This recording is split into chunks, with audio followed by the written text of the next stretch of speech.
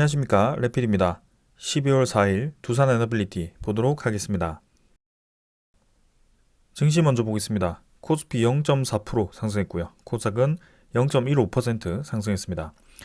양증시 상승 시작으로 해서 마지막에는 부합 수준까지 진행되었고요. 큰 상승 하락 없이 진행이 되었습니다. 외국인 투자자는 2,570억 매수, 기관 투자자는 1,700억 매수하면서 양매수 진행되었고요. 코스닥은 외국인 투자자 200억 매도, 그 다음에 기관 투자자가 1,700억 정도를 매도하면서 상대적으로는 코스닥을 좀 크게 매도를 했습니다. 그러나 이제 계속해서 증시는 올라가는 분위기가 아직까지 유지가 되고 있고요. 다우 나스닥 같은 경우도 금요일에 상승 마무리를 했고, 오히려 이제 니케이라든지 상해종합은 하락을 하였습니다. 그래서 아시아 증시는 이 유럽, 미국 증시보다는 조금 약하게 진행이 되었습니다. 환율은 5원 정도 상승을 했고요. 1304원으로 마무리가 되었습니다. 그래서 전반적인 지표들이 크게 지금은 변동 있기보다는 현재 머물러 있는 자리를 좀 유지를 하는 듯한 모습이고요. 환율도 지금 쌍바닥 형태를 다지고 사실상 반등할 수 있는 그런 자리까지 마련이 되어 있습니다.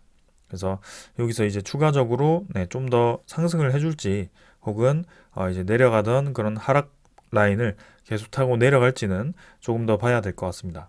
그러나 분명히 지금 추세상으로는 환율은 올라갈 것이 아니라 내려가야 한다라는 것이 저의 생각이고요. 그게 이제 기준금리에 대한 상승이 마무리가 되었을 때겠죠. 그래서 파월 의장이 아직까지 금리 인상이 추가적으로 진행될 가능성이 있다라고 발표는 하였지만 시장은 생각보다는 차분하게 대응을 하고 있고요. 웬만한 투자자들이 이제는 금리에 대한 추가 상승이 사실 쉽지는 않을 거라는 생각을 좀 하고 있는 것 같습니다. 그렇기 때문에 증시도 그렇고 환율도 그렇고 급변하게 움직이기보다는 지금 현재의 흐름에 따라 이동하고 있다, 이렇게 생각을 하시면 되겠습니다. 그 흐름은 이제 상승 방향으로의 증시 흐름이고요. 환율은 하락 방향으로의 흐름이 아닐까 싶습니다. 자, 그래서 코스피 2514포인트로 진행이 되었고요. 21선 열심히 올라오고 있습니다. 최근에 이제 한 일주일, 2주일 정도는 이 정도 부근에서 주가를 유지시켰기 때문에 크게 뭐 더 움직임은 없었고요. 여기서 이제 뭐 계속 또 올라가는 분위기로 형성이 된다면 확실히 이제 이평선들이 정배열되면서 올라갈 수 있을 것 같습니다. V자로 이제 올라온 상황에서 추가적인 상승이 나오면서 이전에 우리가 올라가던 그 코스피 상승 흐름이 다시 한번 이어질 수 있을지는 봐야 될 것 같습니다. 자, 그래서 V자 이후에 지금은 큰 움직임 없이 진행되고 있습니다. 월봉도 뭐 쌍바닥 형태로 거의 유사하고요. 외국인 투자자가 이제 2,500억 매수를 하면서 MSCI 리밸런싱 이후에 첫날은 이제 매도를 했지만 오늘 이제 월요일은 다시 매수를 하면서 꾸준히 또 매수 매도 이어가고 있습니다. 그래서 뭐 전체적으로는 11월 말까지는 매수를 계속 이어왔는데요. 12월 들어서는 이제 어떤 움직임을 보일지는 더 봐야 될 것 같습니다. 그러나 저번에도 좀 말씀드렸지만 코스피가 사실 배당 종목들이 많이 있기 때문에 코스닥보다는 코스피에 조금 더 이 힘이 실릴 거라고 말씀을 드렸고요.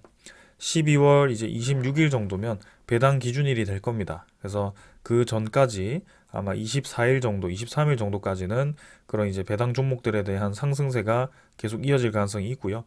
배당락 이후에는 이제 그런 이 상승세가 좀 꺾이겠지만 지금 연말로 갈수록 그런 종목들이 좀 관심을 많이 받을 것 같습니다. 그리고 기관 투자자도 1,700억 정도 매수를 하면서 금융 투자 위주로의 매수가 있었고요. 일단 뭐 크게 눈에 띄는 수급은 없었습니다. 그다음에 코스닥도 마찬가지 V자로 올라가고 있고요. 오늘 이제 윗꼬리를 달면서 조금 꺾이긴 했지만 그래도 꾸준히 상승세를 유지를 해주고 있습니다. 투자 수급은 기관 투자자는 지금 꾸준히 코스닥에서 이탈을 하고 있습니다. 11월 21일부터 사실상 이제 중간중간에 조금씩 매수한 걸 제외한다면 11월 3일부터는 사실 코스닥은 계속 빠져나오고 있다라고 보시면 될 것 같고요.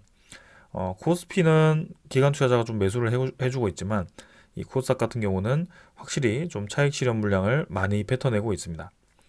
외국인 투자자 같은 경우도 최근에 이제 매수를 좀 이어가다가 MSCI 리밸런싱 이후부터는 좀 이렇게 매도를 하는 듯한 모습이고요. 일단은 이 흐름은 계속해서 한번 지켜보겠습니다. 자, 그래서 코스피 코스닥 뭐 무난하게 일단 연말로 진행 중입니다. 그래서 조금씩 반등을 하면서 이전에 막 엄청나게 올라갈 때처럼 올라가지는 않고 있지만 그래도 확실히 좀 반등 추세로 들어가고 있다는 것이 느껴지거든요. 그래서 여기서 또 얼마나 더 올라갈 수 있을지는 한번 천천히 살펴보도록 하겠습니다. 자, 그 다음에 이제 지수 선물 보겠습니다. 선물 지표는 미국 증시 0.37% 수준, 네, 조금 뭐 부합 수준으로 진행 중이고요. 유럽 증시도 마찬가지입니다. 0.16% 정도 하락. 그래서 사실 뭐 거의 부합 수준이다라고 봐도 될 것 같습니다. 그래서 뭐 아직까지 상승 하락에 대한 흐름이 뭐 별다르게 느껴지지 않고 있고요. 내일까지 큰 움직임이 없을지는 내일 보도록 하겠습니다. 그러나 뭐 이 전반적인 글로벌 증시가 확실히 지금은 좀 관망세가 이어지고 있다는 것이 보여지고요. 어느 정도 이제 인플레이션에 대한 이 하락도 보였고 금리 인상에 대한 마무리도 보였지만 여전히 이제 높은 금리가 유지되고 있다는 점, 그리고 금리 인하 시기가 확실하게 정해지지 않았다는 점이 이 투자자들에게 조금 이 유입을 좀 머무르게 하는 뭐 그런 변수가 아닐까 싶습니다. 사실상 이제 오히려 이 주식 시장보다도 최근에 좀 많이 관심을 받고 있는 것이 이 비트코인 시장입니다. 그래서 비트코인이 1년 동안 지금 상당히 많이 반등을 해가지고 18,000달러 수준에서부터 41,000달러까지 올라간 상황이고요. 요게 이제 내년에 또 이제 미국 이 금융권에서 본격적으로 이제 인정을 해준다라는 그런 호재 때문에 좀 이렇게 반등을 하고 있는데요. 사실 이 비트코인에 대한 투자는 굉장히 어렵습니다. 그래서 그렇기 때문에 제가 다루고 있지는 않고요. 지금 전반적인 시장을 보았을 때는 확실히 이 자금이 좀 비트코인 쪽으로 쏠리는 느낌은 있다라고 말씀을 드리겠습니다. 그래서 뭐 저기서 이제 다시 비트코인이 좀 차익 실현 물량으로 떨어진다면 또 주식 시장으로 들어올 수 있는 거고요.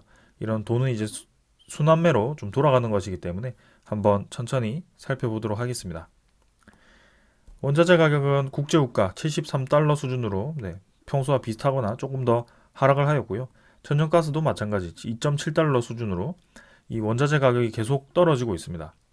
요거는 이제 이 좋은 방향으로 가고 있다라고 저는 보여지고요. 원자재 가격이 떨어진다면 인플레이션이 잡힌다라고 볼 수 있기 때문에 확실히 좋은 흐름이다라고 볼 수 있겠습니다.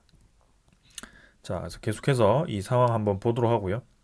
미국 10년물 국채금리는 4.24%, 뭐 0.04%까지 올라갔는데 뭐 크게 많이 반등하지 않았습니다. 그래서 차곡차곡 저점을 낮춰가면서 떨어지는 흐름이 이어지고 있기 때문에 지금 뭐 살짝 반등했다라고 해서 크게 무리는 없고요. 여기서 고점을 낮추면서 또 한번 떨어질 수 있다라고 생각을 합니다. 그래서 이런 흐름이 지속되는지 보도록 하고요. 우리가 목표하고 있는 3% 중반대까지 좀 바짝 떨어져 주면 좋을 것 같습니다. 자, 이렇게 이제 증시 다 확인을 했고요. 이런 불안정한 상황들이 하나씩 해결되면 계속 우리에게 긍정적인 방향으로 유리한 방향으로 진행이 될 겁니다. 그래서 앞으로는 지난 2023년, 2022년은 다 머리에서 지우는 게 좋을 것 같고요. 이 앞으로 있을 2024년과 2025년은 이전과는 좀 다른 흐름이 보일 거라고 생각을 합니다.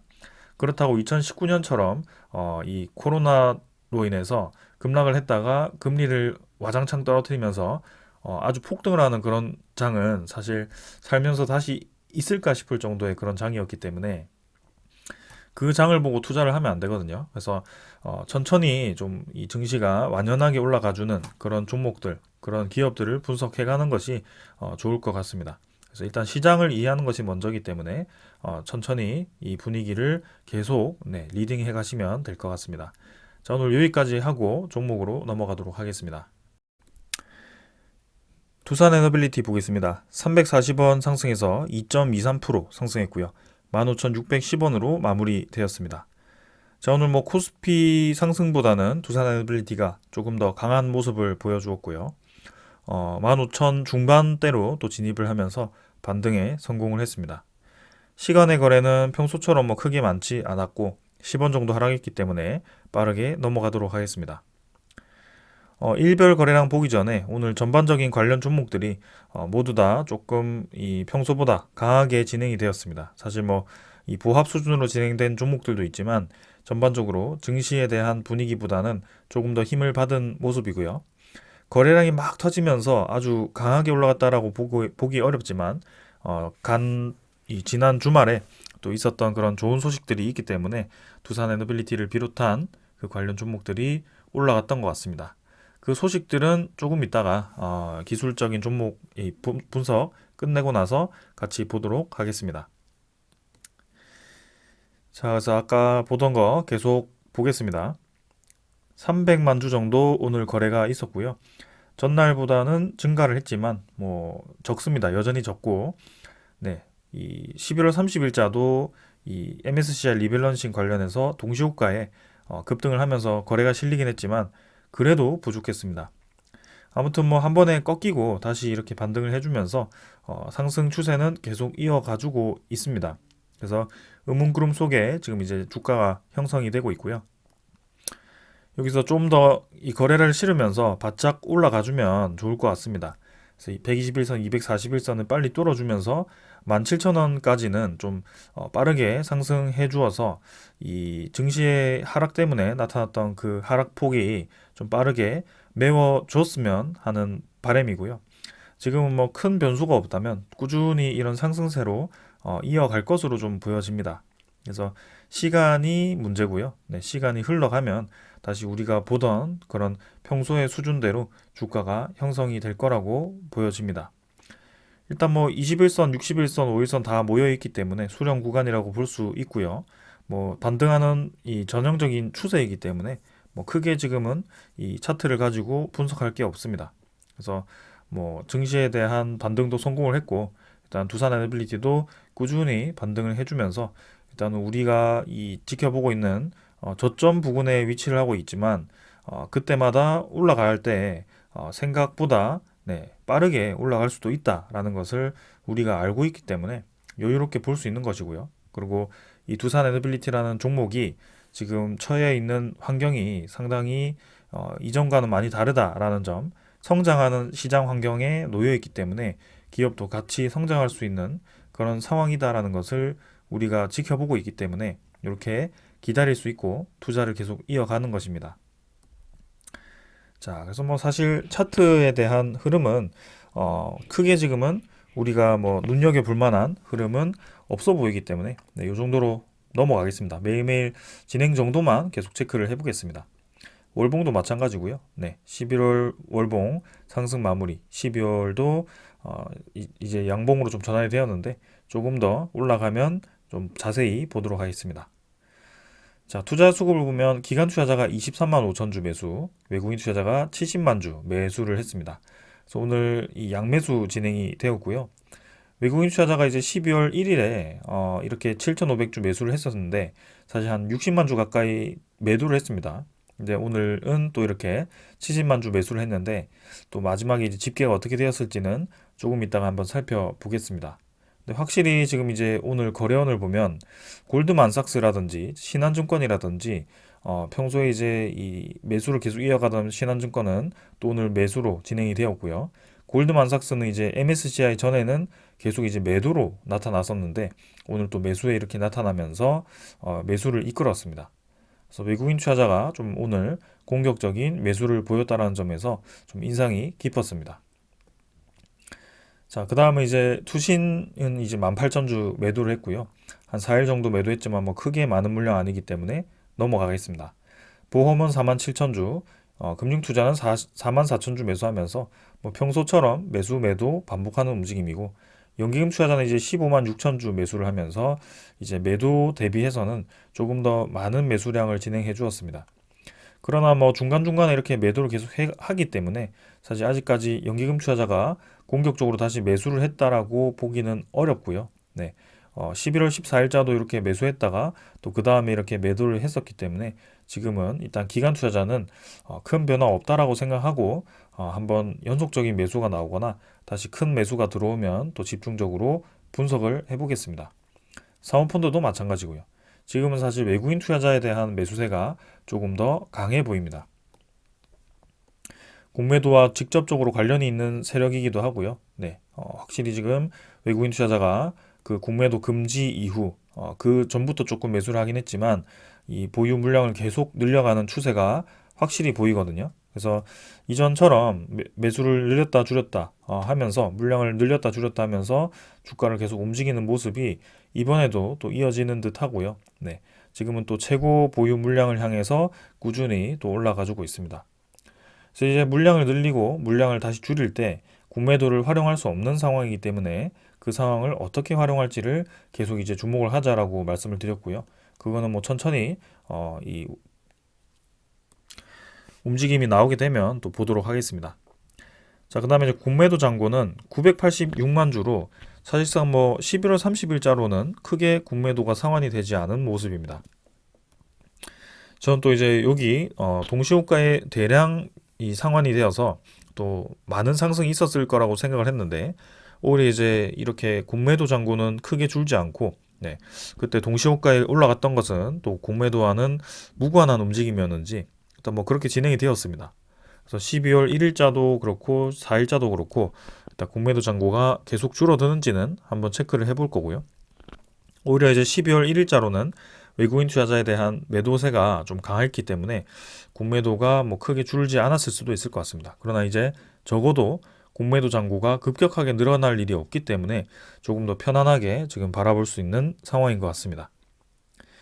자, 그 다음 이제 공매도 말고 대차 잔고 보겠습니다. 대차 잔고는 아직까지는 나오지 않았고요. 네, 12월 4일자는 뭐 큰 움직임이 없었을 것 같습니다. 네, 대량으로 상환이 되었다면 상위 종목에 이제 뉴스에 이 랭크를 하게 되는데 오늘은 그런 움직임 없었고요.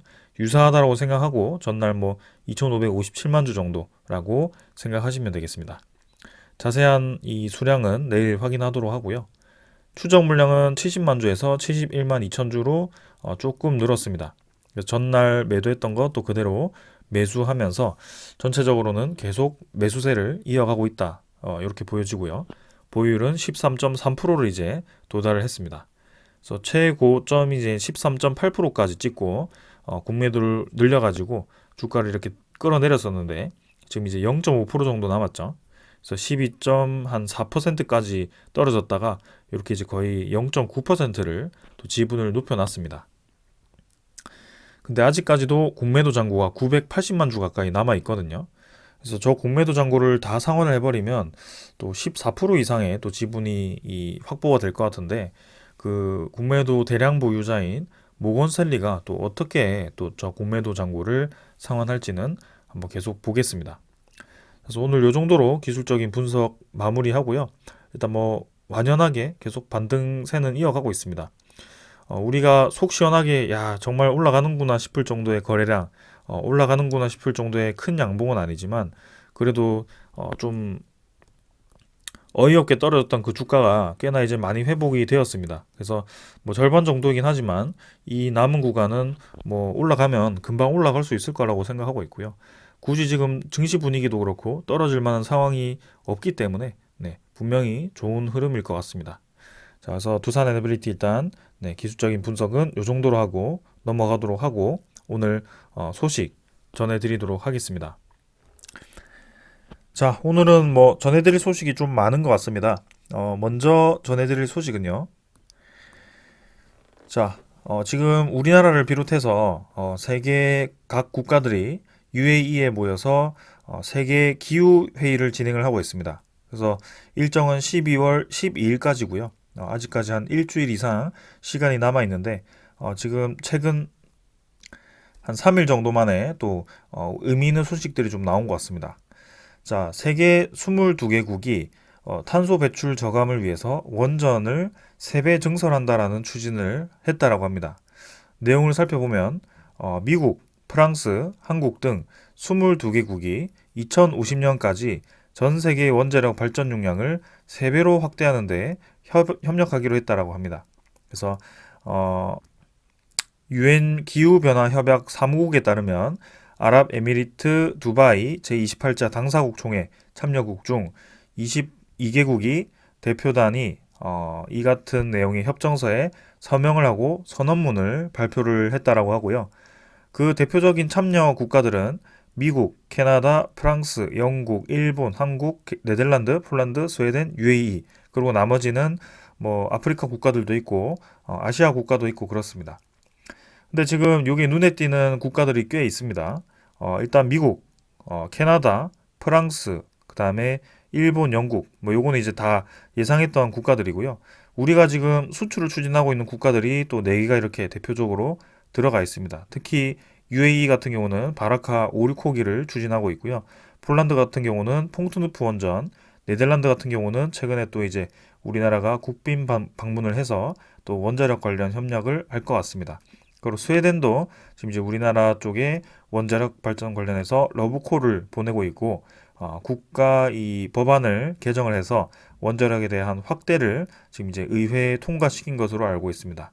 그만큼 지금 이제 원자력 발전에 대해서 다시 긍정적으로 보고 있는 국가들이 늘고 있고 지금 여기 중요한 점은 3배를 늘린다라고 했는데도 저렇게 22개국이 참여할 만큼 상당히 이 적극적으로 참여하는 국가들이 많았다라고 볼 수가 있습니다. 그래서 여기서 중요한 점은 저는 이제 사실 뭐 다른 국가들은 모르겠지만 폴란드가 이 의지를 보였다는 것이 상당히 중요하고요. 웨스팅하우스와 지금 1차 원전을 진행하는데 2차, 3차를 과연 안정적으로 진행할 것인가에 대해서 의문점이 있었지만 이번에 또 이렇게 이 선언을 하면서 분명히 추진을 할 것이라는 것이 확실해진 것 같습니다. 그리고 UAE도 마찬가지 바라카 오르코기 그리고 7, 8호기까지도 진행할 수 있다는 그런 뉘앙스가 좀 보이고 있고요. 영국도 지금 최근에 우리나라가 국빈 방문을 하면서 좋은 소식을 기다리고 있기 때문에 상당히 눈에 띕니다. 그래서 이 세계에 대한 트렌드가 확실히 지금 에너지에 대한 관심이 많다라는 것이고 신재생 에너지도 관심이 많지만 원자력 에너지를 포함해서 효율적인 무탄소 에너지원에 대해서 관심을 가지는 국가들이 많이 늘어나고 있다는 것이 중요한 것 같습니다. 사실 뭐 아직까지는 재생에너지에 대한 확대에 조금 더 이 국가들이 많습니다. 117개국이 지금 서명을 했고요. 최종 채택 여부는 불확실하다고 하죠. 뭐 200여 개국이 만장일치 동의를 할지는 관건이기 때문에 일단 뭐 재생에너지가 많은 국가들은 3배 늘리기가 쉽지 않기 때문에 뭐 이 서명을 하기가 쉽지는 않아 보입니다. 그러나 좀 적은 국가들 위주로 재생에너지에 대한 확대를 약속을 한다면 네, 힘을 많이 받을 것 같고요. 우리나라도 여기 동참을 하면서 지금 이제 원자력도 그렇고 재생에너지도 그렇고 우리나라는 모든 에너지원을 3배씩 늘려야 되는 지금 상황이 만들어졌습니다. 대신 이제 석탄 에너지를 줄이기 때문에 그만큼의 에너지 공백을 이 무탄소 에너지원 그리고 신재생 에너지원으로 메운다라는 취지인 것 같고요. 두산 에너빌리티는 아주 행복한 구민입니다. 네. 해상 풍력도 그렇고 원자력 에너지도 그렇고 둘 다 네, 아주 비중 있게 들어가 있기 때문에 이 에너지 패러다임 전환이 정말 이 에너지 플랜트 기업들에게는 천금 같은 기회가 아닐까. 네. 이전에 2007년, 2006년 때 건설 붐이 일어났던 그런 흐름이 다시 한번 나타나고 있기 때문에 지금은 뭐 인플레이션 때문에 좀 건설 자재 비용도 높아졌고 좀 이제 건설 경기에 한참 이제 관심을 받다가 좀 침체되는 느낌도 있긴 하지만 분명히 그 물가가 잡히고 인플레이션이 또 잡히기 시작하면 이 건설 분야도 확실히 관심을 많이 받을 것 같습니다. 그래서 이런 추세가 우리에게 유리하게 흘러가고 있다라는 점. 자, 그리고 그 협의회를 만들면서 한국과 또 이제 EU 에너지 대화체를 신설을 하게 됩니다. 그래서 원전 유망 협력국 대상으로 수주를 집중한다라는 이 전략이고요. 그래서 이제 EU 자체로 이제 우리나라가 이 에너지 대화체를 신설한다는 것은 큰 의미가 있다라고 봅니다. EU 안에 들어가 있는 유럽 국가들이 상당히 많기 때문에 좀 관련 국가들이 관심을 많이 받을 거라고 생각하고요. 특히 우리나라가 첫 번째로 또 수주할 수 있다라고 생각하는 루마니아 쪽에 체르나보다 3, 4, 5기 원전에 대해서도 지금 이제 이 수주를 준비하고 있고요.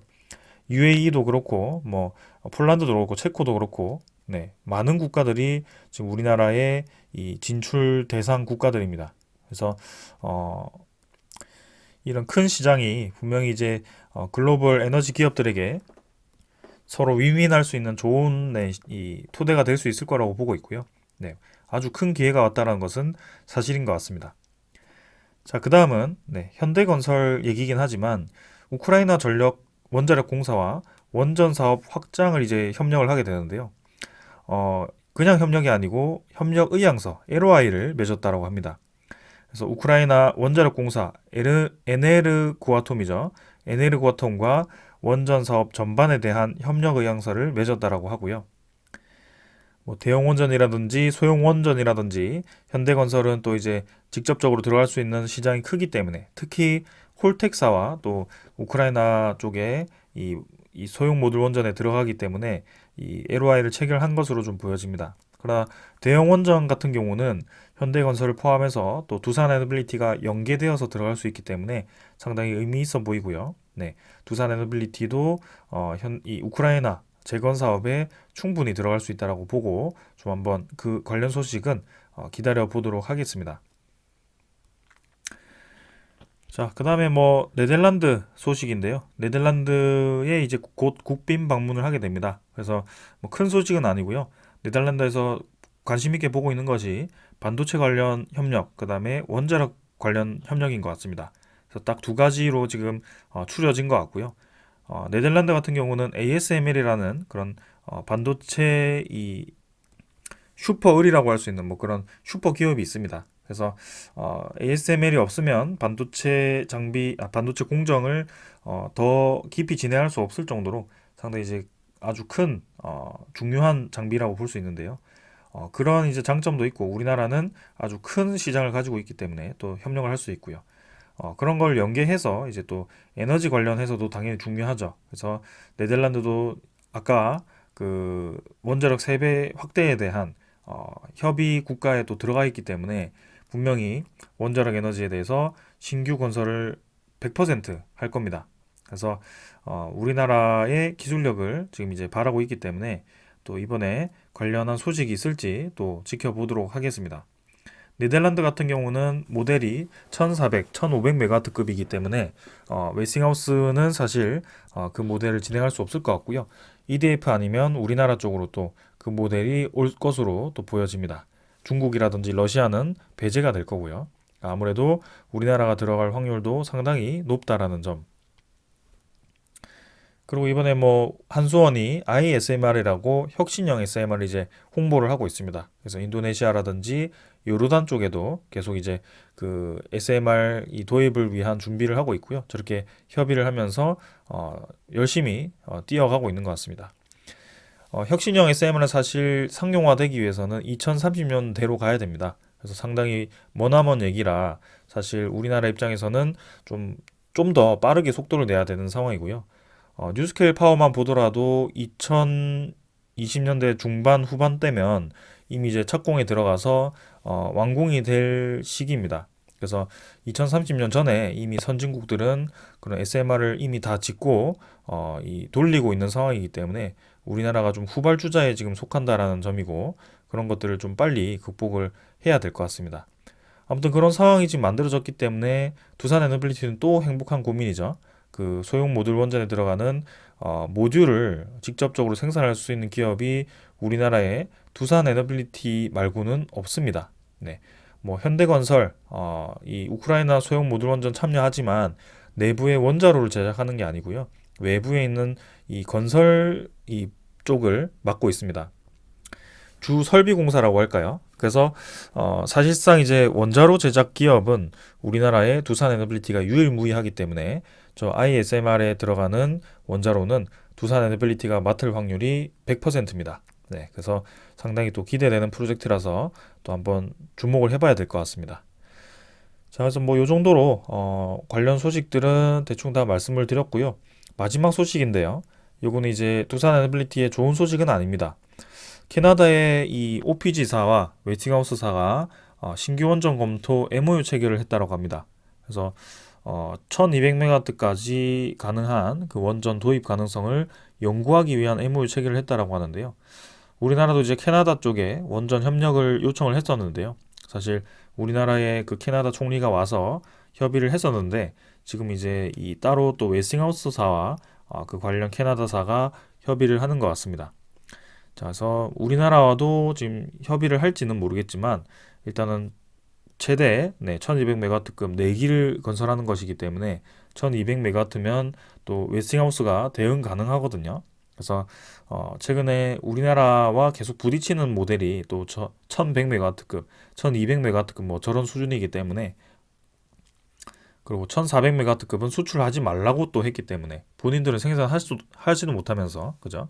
그게 좀 아쉽긴 한데 일단은 뭐 그런 상황입니다.